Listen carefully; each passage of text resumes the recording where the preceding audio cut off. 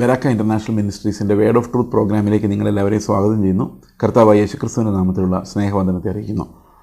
നമ്മൾ ഉപദേശ സംഗ്രഹം എല്ലാ വേദപുസ്തക ഉപദേശങ്ങളെയും പെട്ടെന്ന് ഒരു നട്ട്ഷെല്ലിൽ പഠിക്കുക എന്നുള്ള ഉദ്ദേശത്തോടെയാണ് ഈ വീഡിയോ സീരീസ് ചെയ്യുന്നത്. നമ്മൾ ഇതുവരെ കണ്ടത് വേദപുസ്തകത്തെ എന്തുകൊണ്ട് വിശ്വസിക്കാം, വേദപുസ്തകത്തിൻ്റെ ഇൻസ്പിരേഷൻ, അതിൻ്റെ ദൈവാശാസ്യത, ഇങ്ങനെയുള്ള വിഷയങ്ങളാണ് ആദ്യം കണ്ടത്. വേദപുസ്തകം എങ്ങനെയാണ് തീരുമാനിക്കപ്പെട്ടത്, ഈ വിഷയങ്ങളായിരുന്നു. അതിനുശേഷം ദൈവം ആരാണ്, ദൈവത്തിൻ്റെ സ്വഭാവം എന്താണ്, ദൈവത്തിൻ്റെ എസെൻഷ്യൽ നേച്ചർ, അതായത് ദൈവത്തെ എങ്ങനെ നമുക്ക് മനസ്സിലാക്കാം, ദൈവത്തിൻ്റെ പ്രവൃത്തികൾ എന്താണ്, ദൈവത്തിൻ്റെ സൃഷ്ടി, ഇങ്ങനെയുള്ള വിഷയങ്ങളെക്കുറിച്ചാണ് നമ്മൾ പിന്നീട് പഠിച്ചത്. ഇതെല്ലാം എങ്ങനെയാണ് ബൈബിൾ ദൈവത്തെ കാണുന്നത്. ബൈബിളിൻ്റെ ഏതെങ്കിലും ഒരു പുസ്തകമല്ല, ബൈബിൾ ആസ് എ ഹോൾ ദൈവത്തെ എങ്ങനെയാണ് കാണുന്നത്, എങ്ങനെയാണ് നമുക്ക് കാണിച്ചു തരുന്നത്, ദൈവത്തെക്കുറിച്ചുള്ള വെളിപ്പാട് എന്താണ് നമ്മളോട് സംസാരിക്കുന്നത്. ഇതാണ് നമ്മൾ ഈ കഴിഞ്ഞ ദിവസങ്ങളിലെല്ലാം കണ്ടത്. ഇന്ന് നമ്മൾ കാണാൻ പോകുന്നത് മനുഷ്യനെക്കുറിച്ചാണ്. ദൈവത്തിൻ്റെ സൃഷ്ടിയിലെ ഏറ്റവും പ്രധാനപ്പെട്ടത് മനുഷ്യനാണ് എന്ന് നമുക്കറിയാം. നമ്മൾ ഇന്ന് പഠിക്കുന്നത് മനുഷ്യനെ സംബന്ധിക്കുന്ന ഉപദേശം, അതായത് ആന്ത്രോപോളജി അല്ലെങ്കിൽ the doctrine of man, who is a man എന്നുള്ള ചോദ്യമാണ്. നമ്മൾ മനസ്സിലാക്കേണ്ട ഒരു കാര്യം, മാൻ എന്ന് പറയുമ്പോൾ സാധാരണ ഒരു പുരുഷൻ എന്നാണ് നമ്മൾ ചിന്തിക്കുന്നെങ്കിലും മാൻ എന്ന് ഞാൻ ഇപ്പോൾ പറയുന്ന ഈ വാക്ക് മനുഷ്യൻ, അതായത് മനുഷ്യകുലത്തെ സൂചിപ്പിക്കുന്നതാണ്. സ്ത്രീയും പുരുഷനും അടങ്ങുന്ന male and female, man as male and female. ദൈവം മനുഷ്യനെ ആണും പെണ്ണുമായി സൃഷ്ടിച്ചു എന്നുള്ളതാണ്. അതായത് man includes both the male and the female. അപ്പോൾ ആ രീതിയിൽ ഹ്യൂമൻ ബീയിങ് എന്ന ആ ഹോമോസാപ്പിയൻസ്, ഇന്ന് നമ്മൾ ആയിരിക്കുന്ന ആ ഞാൻ എന്ന് പറയുന്ന ആളെക്കുറിച്ചുള്ള പഠനമാണ് ദ ഡോക്ട്രിൻ ഓഫ് മാൻ എന്ന് പറയുന്നത്. എന്തിനു വേണ്ടിയാണ് ദൈവം മനുഷ്യനെ സൃഷ്ടിച്ചത്? നമുക്കറിയാം, സാധാരണ ദൈവം സൃഷ്ടിച്ചതെല്ലാം ഉണ്ടാകട്ടെ എന്നൊരു വാക്കിലൂടെയാണ്. അങ്ങനെയാണ് പ്രപഞ്ചത്തെ മുഴുവൻ ദൈവം സൃഷ്ടിക്കുന്നത്. എന്നാൽ മനുഷ്യനെ സൃഷ്ടിക്കുമ്പോൾ മാത്രം ഒരു ചെറിയൊരു വ്യത്യാസം നമുക്ക് കാണാം. എന്താണ് ആ വ്യത്യാസം? അത് ദൈവം തന്നെ അവനെ മെനഞ്ഞെടുത്ത്, മണ്ണുകൊണ്ട് മെനഞ്ഞെടുത്ത് അവൻ്റെ മേൽ ജീവശ്വാസം ഊതി ഒരു അധ്വാനത്തിൻ്റെ ഫലമായിട്ടാണ് ദൈവം മനുഷ്യനെ സൃഷ്ടിക്കുന്നത്. ഒരു അധ്വാനത്തിലൂടെയാണ്, ഒരു പ്രോസസ്സിലൂടെയാണ്. സാധാരണ എല്ലാ ജീവികളെയും സൃഷ്ടിച്ചതുപോലെ ഒരു വാക്കിനാലല്ല, ഒരു പ്രോസസ്സിലൂടെയാണ് ദൈവം മനുഷ്യനെ സൃഷ്ടിക്കുന്നത്. എന്തുകൊണ്ടാണ് അത് അങ്ങനെ സൃഷ്ടിച്ചതെന്നുള്ള പലപ്പോഴും ഞാൻ ആലോചിച്ചിട്ടുണ്ട്. ദൈവത്തിന് വളരെ പെട്ടെന്ന് തന്നെ ഉണ്ടാകട്ടെ എന്ന് പറഞ്ഞ് മനുഷ്യനെ സൃഷ്ടിക്കാമായിരുന്നു. പക്ഷേ മനുഷ്യനെ ദൈവം സൃഷ്ടിക്കുമ്പോൾ, ഞാൻ ഇപ്പോൾ വേദപുസ്തകത്തിൻ്റെ ആ മുഴുവനൊരു മെസ്സേജ് വെച്ച് നമ്മൾ നോക്കുമ്പോൾ നമുക്ക് ചിന്തിക്കാൻ പറ്റുന്നൊരു കാര്യം, ദൈവം മനുഷ്യനെ സൃഷ്ടിക്കുമ്പോൾ ദൈവത്തിന് വസിക്കാനുള്ള ഒരു ആലയത്തിൻ്റെ ഷേപ്പിലാണ് ദൈവം മനുഷ്യനെ സൃഷ്ടിക്കുന്നത്. ഒരു ദേവാലയത്തിൻ്റെ രൂപം, ദേവാലയത്തിൻ്റെ സ്ട്രക്ചർ എന്ന് പറയുന്നത്, അതിന് നടുവിൽ അകത്ത് അതിവിശുദ്ധ സ്ഥലവും അതിൻ്റെ പുറമെ വിശുദ്ധ സ്ഥലവും അതിനും പുറമെ പ്രാകാരവും എന്നുള്ളതാണ്. അതുപോലെ തന്നെയാണ് മനുഷ്യനൊരു പുറം ശരീരമുണ്ട്, അത് പ്രാകാരം പോലെയാണ്. അതുപോലെ ഒരു മൈൻഡുണ്ട്, അത് വിശുദ്ധ സ്ഥലം പോലെയാണ്. അതങ്ങനെ തന്നെ ആയിരിക്കേണ്ടതാണ്. അവിടെ എന്തെല്ലാമൊക്കെ ഉണ്ട്, ഇപ്പോൾ പല കാര്യങ്ങളുണ്ട്. അതുപോലെ തന്നെ അവൻ്റെ അന്തരാത്മാവ്, അതായത് ആ അകത്തെ ഹോളി ഓഫ് ഹോളീസ്, അതിവിശുദ്ധ സ്ഥലം എന്ന് പറയുന്നവൻ്റെ ആത്മാവ്, ഈ ഒരു ഷേപ്പിലാണ് ദൈവം മനുഷ്യനെ സൃഷ്ടിക്കുന്നത്.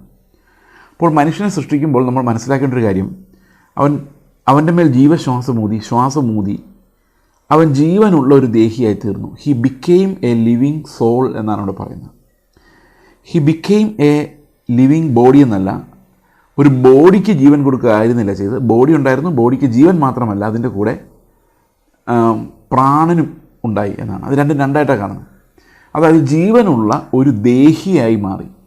ജീവനുള്ള ദേഹി എന്നുള്ള വാക്ക് നമുക്കറിയാം, പ്രാണനെ സൂചിപ്പിക്കുന്നതാണ്. ദേഹമാണ് ശരീരത്തെ സൂചിപ്പിക്കുന്നത്. ദേഹി എന്ന് പറഞ്ഞാൽ പ്രാണനെ സൂചിപ്പിക്കുന്ന വാക്കാണ്.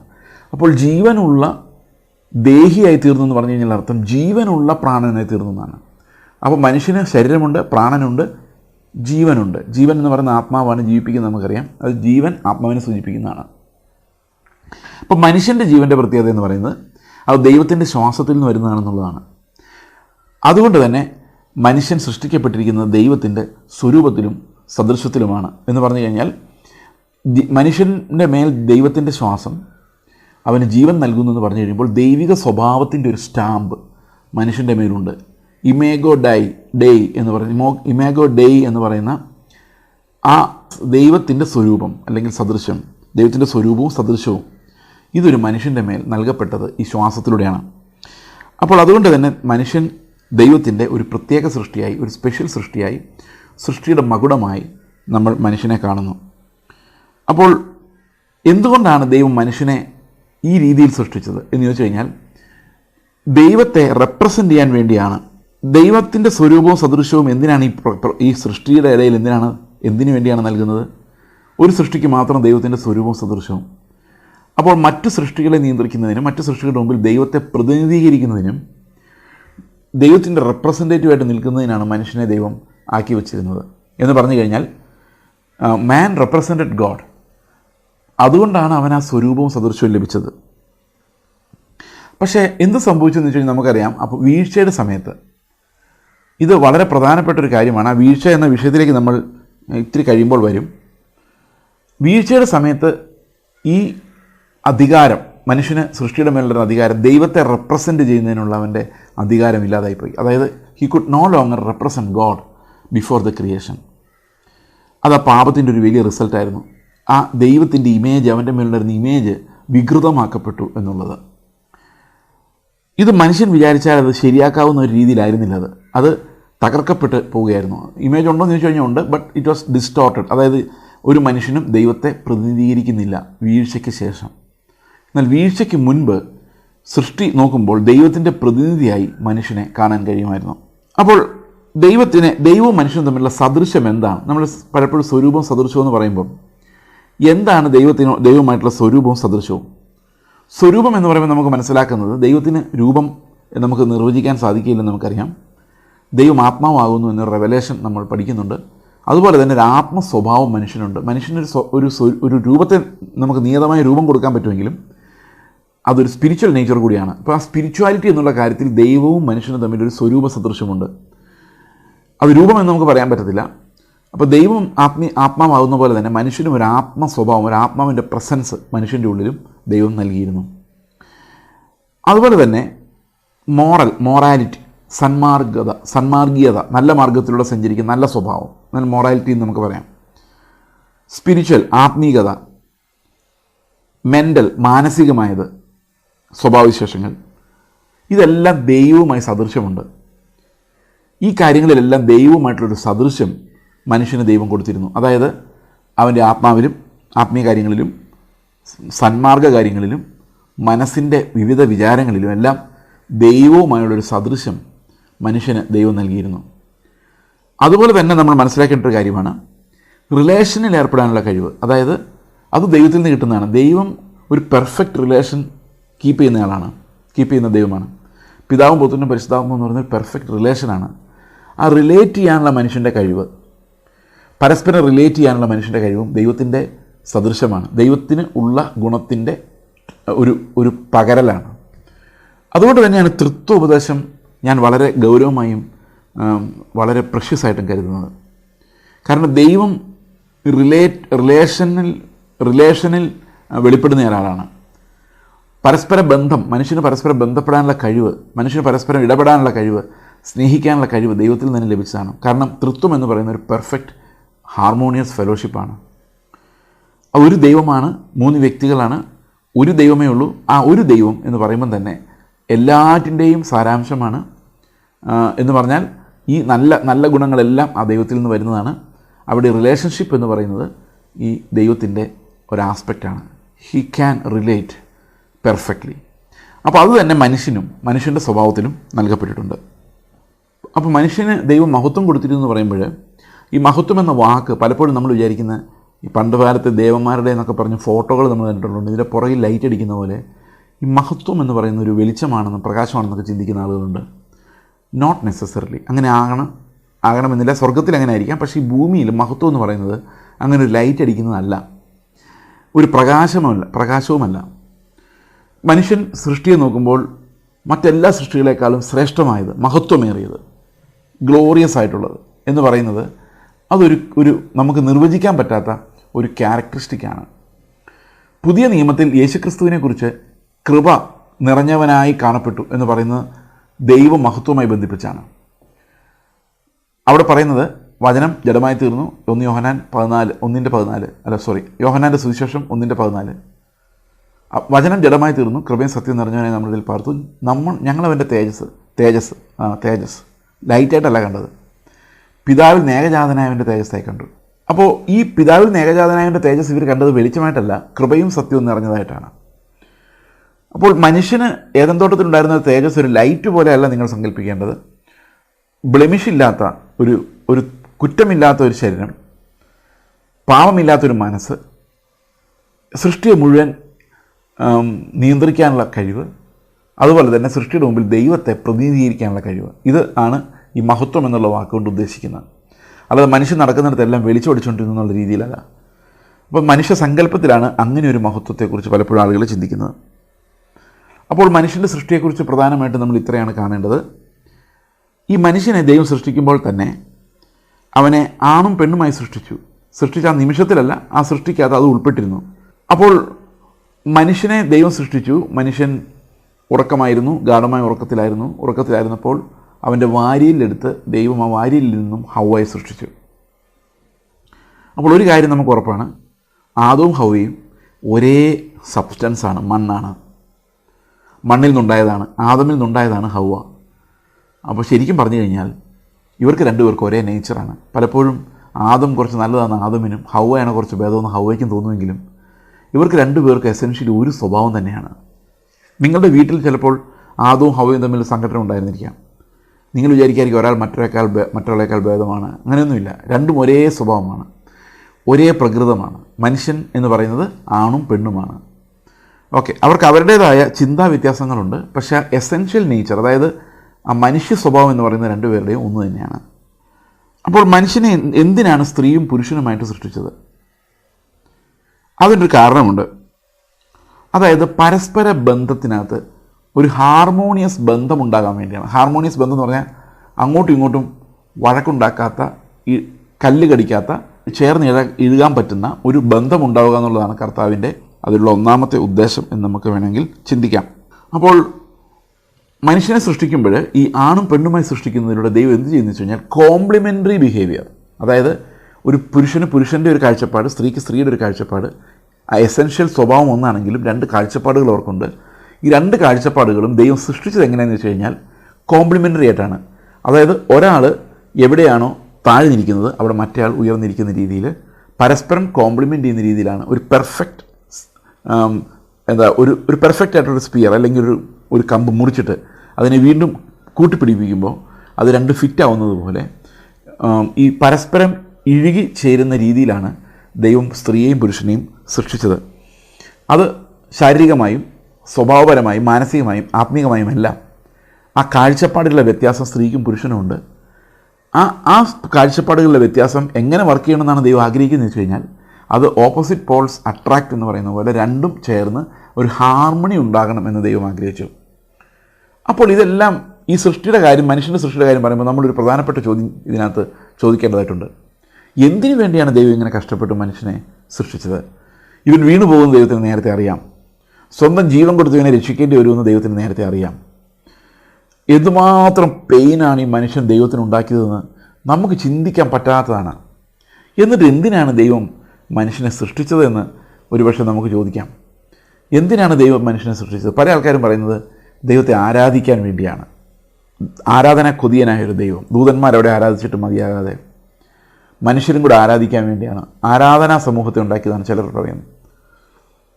ചിലർ പറയും ദൈവത്തെ നമ്മൾ സേവിക്കാൻ വേണ്ടിയാണ്, സെർവൻസ് ആയിട്ടാണ്. വേറെ ചിലർ പറയും ദൈവത്തിൻ്റെ ഒരു കൂട്ടായ്മ വേണ്ടിയിട്ടാണ്.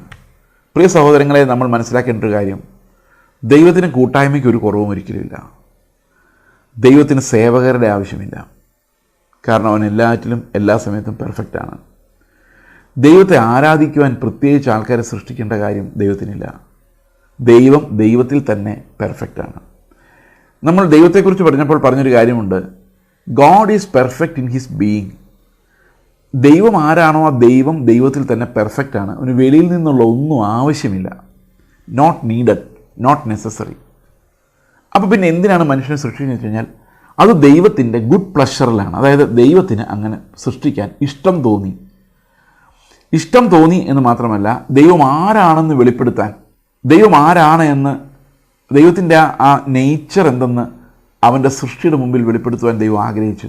അത് ദൈവത്തിൻ്റെ ചോയ്സ് ആയിരുന്നു. He was not compelled by any external necessity. അപ്പോൾ യെശയ്യാവ് 43:7 പറയുന്നത്, തൻ്റെ മഹത്വത്തിനായി താൻ സൃഷ്ടിച്ചുണ്ടാക്കിയ എന്നാണ് മനുഷ്യനെക്കുറിച്ച് പറയുന്നത്. ദൈവത്തിൻ്റെ ഗ്ലോറി വെളിപ്പെടുത്തുന്നതിന് വേണ്ടിയാണ് മനുഷ്യനെ സൃഷ്ടിച്ചത്. ദൈവം എന്ത് ചെയ്താലും അത് ഗ്ലോറിയസ് ആയിരിക്കും. ദൈവം മഹത്വമില്ലാത്ത ഒന്നും ചെയ്യുന്നില്ല. In everything he does he glorifies himself. He's receiving glory. He receives glory in everything. നമ്മൾ ചിലപ്പോൾ പറയില്ല, അയാൾ എന്ത് ചെയ്താലും ഐശ്വര്യമായിട്ട് ചെയ്യും എന്ന് പറയുന്ന പോലെ, അയാളൊരു കാര്യം ഏൽപ്പിച്ചാൽ കൃത്യമായിട്ട് ചെയ്യും എന്ന് പറയുന്ന പോലെ, ദൈവം എന്ത് ചെയ്താലും അത് മഹത്വമായിട്ട് മാറുകയുള്ളൂ. ഒരിക്കലും ദൈവം ഒരു ബ്ലെയിം ഏൽക്കുന്ന രീതിയിൽ നിൽക്കുന്നില്ല. അപ്പോൾ everything that the Lord does, അത് മനുഷ്യൻ്റെ സൃഷ്ടിയായാലും അവൻ വീണുപോയാലും പിന്നെ അവനെ റിസ്റ്റോർ ചെയ്താലും ഇതിനകത്തെല്ലാം നമ്മൾ കാണുന്നത് ദൈവത്തിൻ്റെ മഹത്വമാണ്.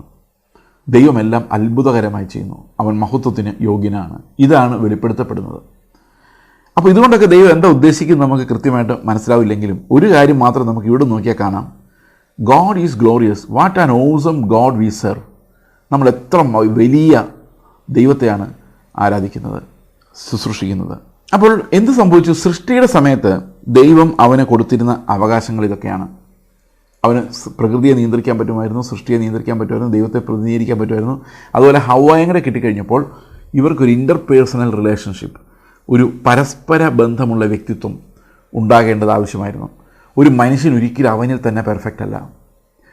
അവനിൽ തന്നെ പെർഫെക്റ്റ് അല്ലാത്തതുകൊണ്ട് അവൻ എപ്പോഴും പെർഫെക്ഷനിലേക്ക് എത്തുവാൻ മറ്റ് ആളുകളുമായുള്ള സഹവർത്തിത്വം, റിലേഷൻസ് ആവശ്യമാണ്.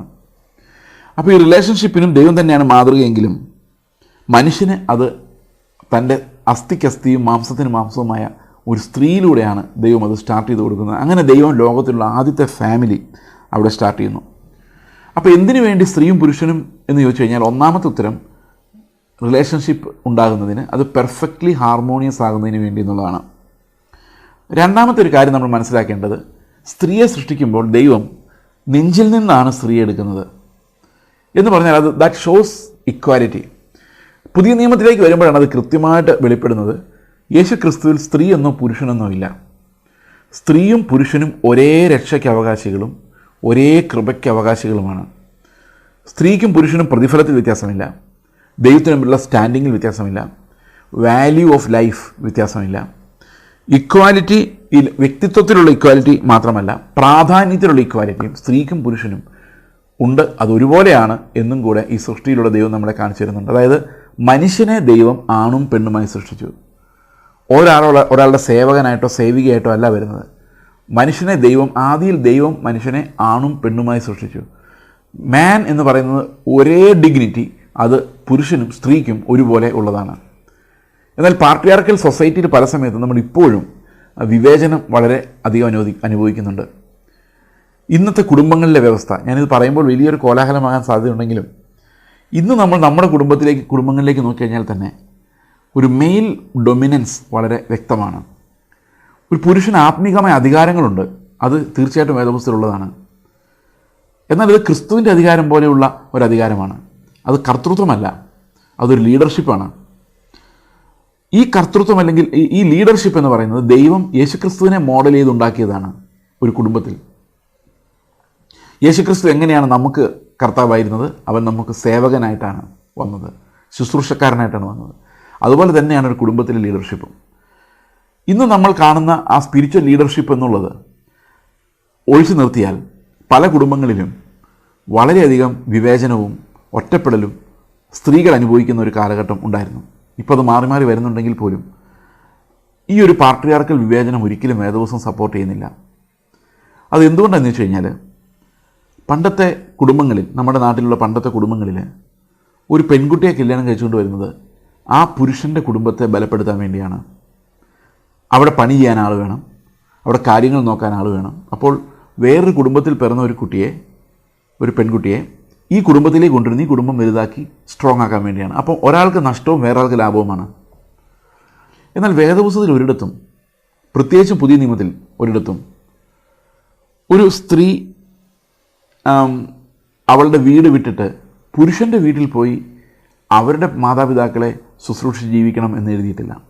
ഒരുപക്ഷെ അത് ഞെട്ടിപ്പിക്കുന്നൊരു കാര്യമായിട്ട് നിങ്ങൾ ചിന്തിച്ചേക്കാം. അത് ബൈബിളിൽ പറഞ്ഞു പഠിച്ച കാര്യമല്ല, നാട്ടുകാർ പഠിപ്പിച്ച കാര്യമാണ്. ഒരു പെൺകുട്ടിയെ കല്യാണം കഴിച്ച് ചെറുക്കൻ്റെ വീട്ടിലോട്ട് കൊണ്ടുപോയി അവിടെ അടുക്കള പണി ചെയ്ത് അടിച്ചു വാരി അപ്പനമ്മയെ നോക്കി ജീവിക്കണം എന്നുള്ളത് മനുഷ്യൻ്റെ പ്രമാണമാണ്, ദൈവത്തിൻ്റെ പ്രമാണമല്ല. ദൈവത്തിൻ്റെ പ്രമാണം ഒരു പുരുഷൻ തൻ്റെ അപ്പനെയും അമ്മയും വിട്ട് ഭാര്യയോട് പറ്റിച്ചേർന്ന് അവർ ഒരു കുടുംബമായി മാറുമെന്നുള്ളതാണ്. അപ്പോൾ ഓരോ വിവാഹത്തിനും ദൈവം ഉദ്ദേശിക്കുന്ന ഒരു കുടുംബത്തെ വലുതാക്കുക എന്നുള്ളതോ ഒരു കുടുംബത്തെ ക്ഷീണിപ്പിക്കുക എന്നുള്ളതല്ല, പുതിയൊരു കുടുംബം ഉണ്ടാവുക എന്നുള്ളതാണ്. അപ്പോൾ ഒരു സ്ത്രീയും പുരുഷനുമാണ് ഒരു യൂണിറ്റി. ഈ സ്ത്രീയും പുരുഷനും ചേരുന്ന ആ ഒരു യൂണിറ്റിയാണ് ബാക്കി എല്ലാ കാര്യങ്ങളും അവർ ഒന്നിച്ചാണ് കാണുന്നത്. അപ്പോൾ ഭർത്താവിൻ്റെ കുടുംബവും ഭാര്യയുടെ കുടുംബവും എല്ലാം ആ യൂണിറ്റിന് ഒരുപോലെയാണ്. ആ പുരുഷനും സ്ത്രീയും അടങ്ങുന്ന ആ യൂണിറ്റിന് രണ്ട് പേരൻസ് ഒരുപോലെയാണ്. അവർ കഷ്ടപ്പെടുന്നത് ഇവർ അനുവദിക്കാൻ പാടില്ല. അവർക്ക് ആവശ്യം വരുമ്പോൾ ഇവരോട് ഉണ്ടാകണം, അത് അവിടെ ഉണ്ടാകണം, ഇവിടെ ഉണ്ടാകണം. കാരണം പുതിയ നിയമം അങ്ങനെയാണ്. Equality in personhood, equality in importance.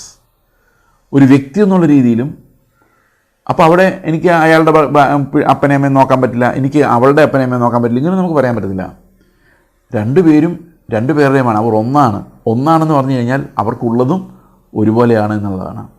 അപ്പോൾ പുതിയ നിയമത്തിൽ നമ്മൾ ദൈവത്തിൻ്റെ സൃഷ്ടിയുടെ പൂർണ്ണമായ ഉദ്ദേശം മനസ്സിലാക്കുമ്പോൾ സ്ത്രീയും പുരുഷനും തമ്മിൽ ഉണ്ടായിരിക്കേണ്ട ആ ഒരു താളം, ആ ഒരു താളം എന്ന് പറയുന്നത് വളരെ പ്രധാനമാണ്. ഇതുകൊണ്ട് തന്നെ ആ ഇമ്പോർട്ടൻസ് എന്നുള്ളത് നമ്മൾ മനസ്സിലാക്കണം. രണ്ടുപേർക്കും അത് ഒരുപോലെയാണ് നൽകപ്പെടുന്നത് എന്നുള്ള കാര്യം നമ്മൾ അറിഞ്ഞിരിക്കണം. പലപ്പോഴും പുരുഷന്മാർ അവരുടെ അധികാരം കാണിക്കുന്നത് വീട്ടിലിരിക്കുന്ന സ്ത്രീകളുടെ പുറത്താണ്. ആ അധികാരം എന്ന് പറയുന്നത് പലപ്പോഴും ജഡികമാണ്. ദേഷ്യം പ്രകടിപ്പിക്കാനുള്ള അവൻ്റെ വിഷമങ്ങളും ദേഷ്യവും എല്ലാം പ്രകടിപ്പിക്കുന്ന പലപ്പോഴും തല്ലി തീർക്കുന്ന ആൾക്കാരെ ഞാൻ കണ്ടിട്ടുണ്ട്. ഇതൊക്കെ വളരെ വേദനവിരുദ്ധമായ ദൈവത്തിൻ്റെ സൃഷ്ടിക്കെതിരെയുള്ള കാര്യമാണ്. കാരണം ഒരു സ്ത്രീയും പുരുഷനും ഒരു ശരീരമാണ്, ഒരു ശരീരത്തിൻ്റെ ഭാഗമാണ്. അതുപോലെ തന്നെ സൃഷ്ടിയിൽ നമ്മൾ മനസ്സിലാക്കേണ്ട ഒരു കാര്യം, തീർച്ചയായിട്ടും ഇവർക്ക് തമ്മിൽ വ്യക്തിപരമായും പേഴ്സണാലിറ്റിയിലും തുല്യതയുണ്ടെങ്കിലും ഇവരുടെ റോള്, ഒരു കുടുംബത്തിലുള്ള റോളും അതോറിറ്റിയും വ്യത്യാസമുണ്ട്. പുരുഷന് സ്പിരിച്വൽ അതോറിറ്റിയുണ്ട്. പുരുഷന് ആ കുടുംബത്തിന്മേൽ അധികാരമുണ്ട്. അധികാരം എന്ന് പറയുന്നത് ഒരു സ്പിരിച്വൽ അതോറിറ്റിയാണ്. അതായത് അത് സ്നേഹത്തിൽ ക്രിസ്തുവിൻ്റെ മനസ്സോടെ നിർവഹിക്കപ്പെടേണ്ട ഒരു അധികാരമാണ് പുരുഷന് നൽകപ്പെട്ടിരിക്കുന്നത്. അത് വേദപുസ്തകം പലയിടത്തും പറയുന്നൊരു കാര്യമാണ്.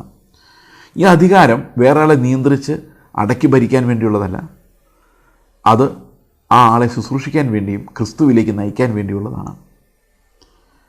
അതിനെക്കുറിച്ച് കൂടുതൽ കാര്യങ്ങൾ ഈ ഒരു സമയത്ത് നമ്മൾ പറയുന്നില്ല. പിന്നീടൊരു സമയത്ത് നമ്മൾ കുടുംബജീവിതം എന്നൊരു വിഷയത്തിലേക്ക് കൂടുതൽ വിശദമായിട്ട് വരുന്നതായിരിക്കും.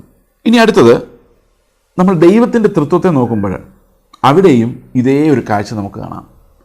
പിതാവും പുത്രനും പരിശുദ്ധാത്മാവും ഒരേ എസൻസാണ്, ഒരേ പ്രകൃതമാണ്, ഒരേ ആട്രിബ്യൂട്ട്സ് എല്ലാമാണ് ഉള്ളത്.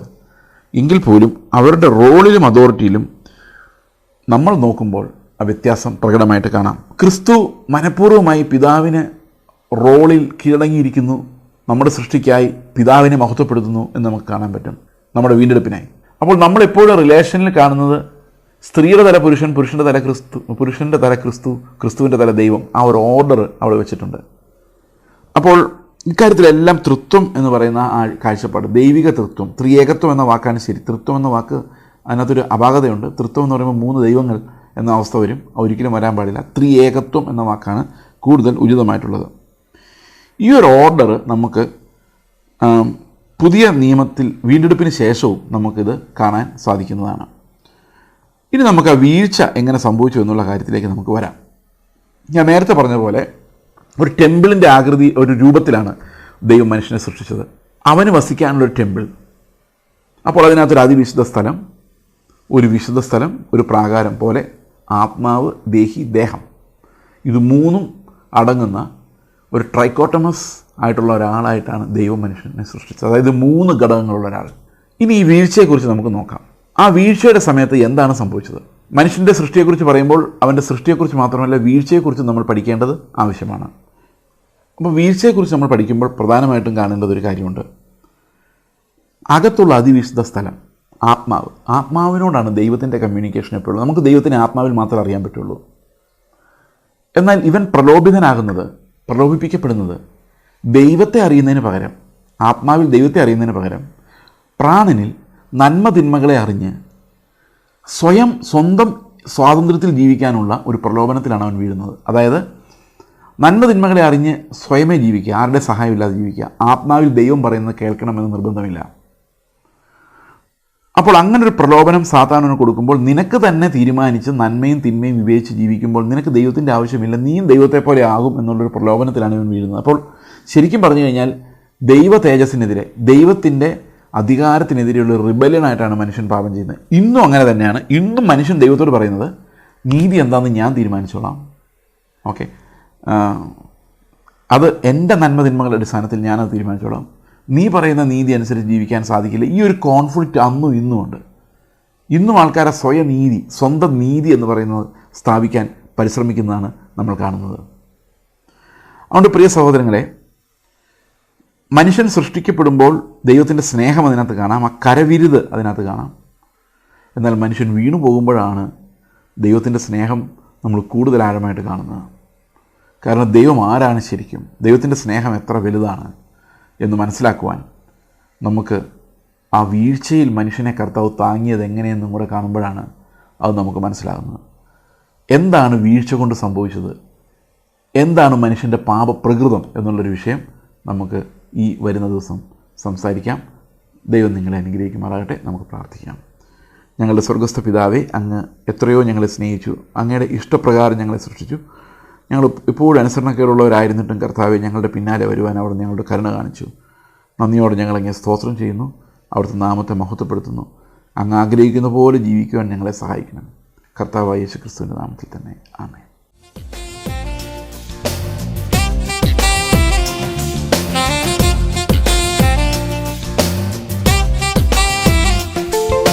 ക്രൂശിലെ ദിവ്യസ്നേഹം ഓർക്കുമ്പോൾ എങ്ങനെ ഞാൻ മൗനമായിടും? എന്നാഥൻ എനിക്കായി സഹിച്ചതാ കഷ്ടതകളെങ്ങനെ മറന്നിടും? ക്രൂശിലെ ദിവ്യസ്നേഹം ഓർക്കുമ്പോൾ എങ്ങനെ ഞാൻ മൗനമായിടും? എന്നാഥൻ എനിക്കായി സഹിച്ചതാ കഷ്ടതകളെങ്ങനെ മറന്നിടും? വർണ്ണിക്കും ആ ദിവ്യ സ്നേഹത്തെ ആയുസ്സിൻ ദിനമൊക്കെയും, വർണ്ണിക്കും ആ ദിവ്യ സ്നേഹത്തെ ആയുസ്സിൻ ദിനമൊക്കെയും. ക്രൂശിലെ ദിവ്യ സ്നേഹം ഓർക്കുമ്പോൾ എങ്ങനെ ഞാൻ മൗനമായിടും? എന്നാഥൻ എനിക്കായി സഹിച്ചതാ കഷ്ടതകളെങ്ങനെ മറന്നിടും?